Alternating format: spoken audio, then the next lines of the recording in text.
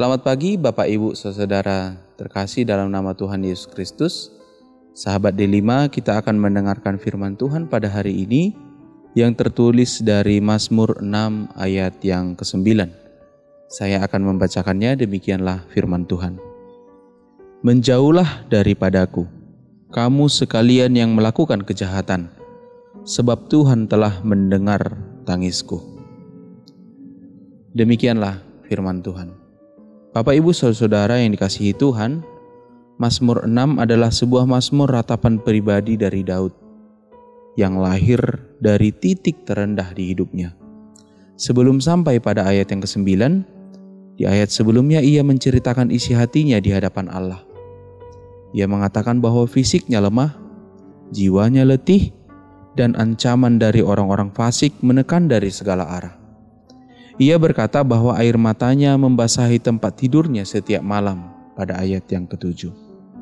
Tetapi yang menarik Bapak Ibu, di tengah-tengah badai dan keputusasaan itu, tiba-tiba keluar pernyataan iman yang penuh keberanian. Menjauhlah daripadaku, kamu sekalian yang melakukan kejahatan, sebab Tuhan telah mendengarkan tangisku. Inilah momen iman yang luar biasa. Titik balik dari ratapan yang berubah menjadi deklarasi kemenangan iman. Daud belum melihat musuhnya mundur secara fisik, belum melihat keadaan membaik secara kasat mata. Namun hatinya sudah dipenuhi keyakinan bahwa Tuhan sudah turun tangan. Ia tahu bahwa tangisnya bukan sekedar hanya luapan perasaan, tetapi tangisnya adalah doa yang menebus bahwa ia akan diselamatkan oleh Allah.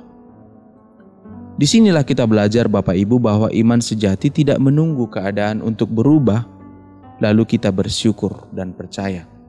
Tetapi iman justru mengklaim janji Tuhan sebelum kemenangan itu bahkan terlihat. Daud mengusir orang-orang fasik bukan karena kekuatan militernya, tetapi karena keyakinan bahwa Tuhan ada di pihaknya dan Tuhan akan berperang bersamanya. Ketika seseorang yakin bahwa Tuhan mendengarkan tangisannya, ia akan mendapatkan keberanian untuk berkata, menjauhlah.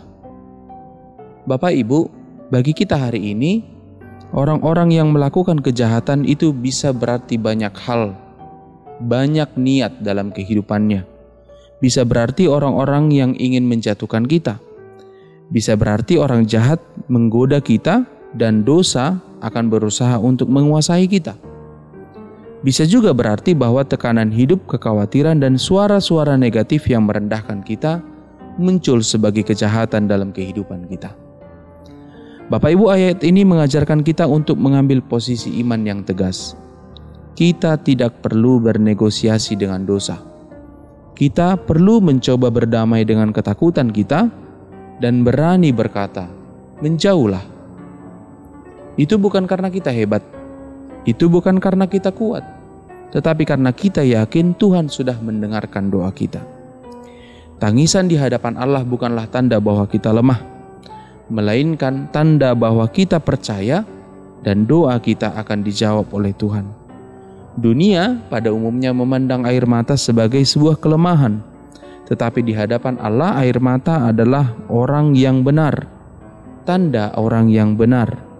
Mazmur 56 ayat 9 berkata, air mataku kutaruh di dalam kirbatmu.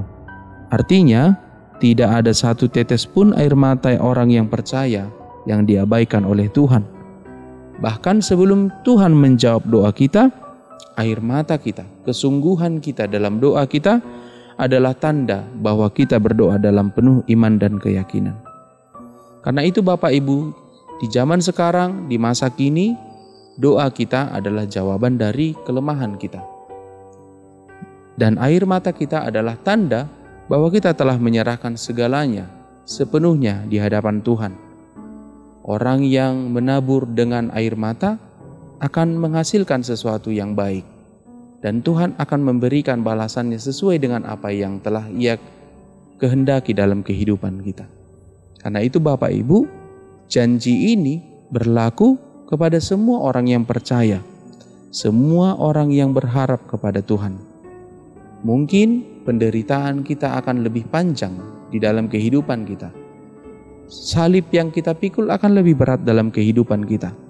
Tetapi Tuhan akan mendengarkan tangisan kita, seperti Tuhan telah mendengarkan tangisan Daud.